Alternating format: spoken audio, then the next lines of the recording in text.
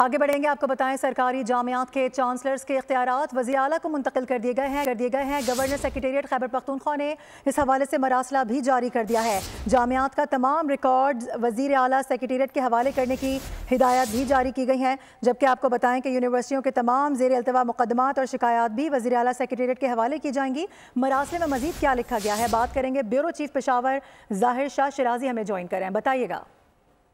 जी बिल्कुल, खैबर पख्तूनख्वा के गवर्नर और वज़ीर आला के दरमियान जो यूनिवर्सिटीज़ की एडमिनिस्ट्रेशन के मामला के ऊपर चपकलिश इतने अरसे से जारी थी, क्योंकि इस यूनिवर्सिटी 2024 के अंदर बाकायदा सूबाई असम्बली ने जो है वो अमेंडमेंट की और एक कानून पास किया, जिसके बाद खैबर पख्तूनख्वा के गवर्नर ने 7 तारीख को बाकायदा एक हुक्मनामा जारी किया है, जिसके बाद ये फैसला किया गया है कि यूनिवर्सिटीज़ का तमाम इंतजाम इंसराम और उसकी एडमिनिस्ट्रेटिव जो अथॉरिटी है वो खैबर पख्तूनख्वा के चीफ मिनिस्टर को मुंतकिल कर दी गई है।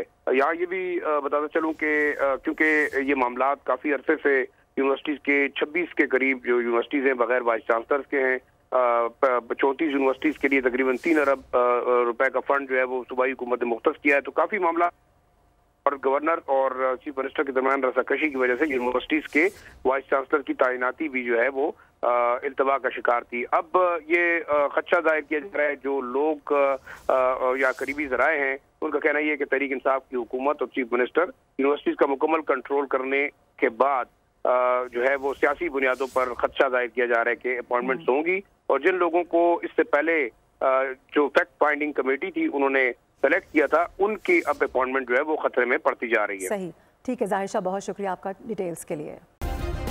सब्सक्राइब करें और बेल दबाएं ताकि कोई खबर रह न जाए।